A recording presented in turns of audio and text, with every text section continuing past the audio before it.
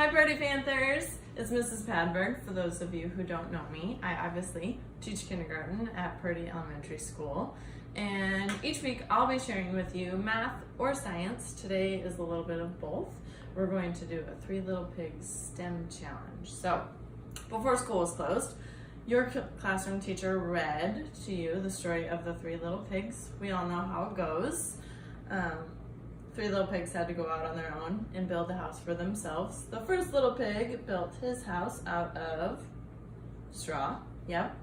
The second little pig built his house out of, you know it, sticks. And the third little pig built his house out of bricks. Yep. So they all go out, they build their house. The big bad wolf comes and blows down the first and the second little piggy's house. Fortunately, the third little pig built his house out of a much stronger material, bricks, which withstanded the big bad wolf's breath. Your challenge today is to build a house for your very own piggy that can withstand the big bad wolf. So I have some materials here. I'm going to show you what you'll need and how to do it. It might be fun to reread the Three Little Pigs at home before you start the challenge.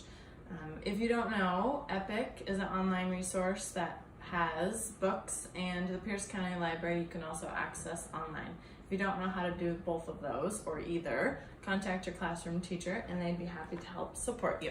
So, materials you'll need. A workspace that can be easily cleaned. A cute little piggy. If you don't have a cute little piggy, you can always use a step-by-step drawing. I'll post this below. Here's my piggy. A piece of paper or a paper plate, and tape or glue for your little piggy. Make him stand in his house. And then the most important part, the materials to build the house. So today I'm going to be using toothpicks and gummy bears. Raid your pantry. You don't have to use gummy bears. I've used marshmallows in the past and the little candy dots that come in the yellow box. But if you don't have toothpicks or gummy bears or a candy substitute, feel free to use Legos or bricks or raid your house. Be creative. Toilet paper rolls. I'm sure you have plenty of those.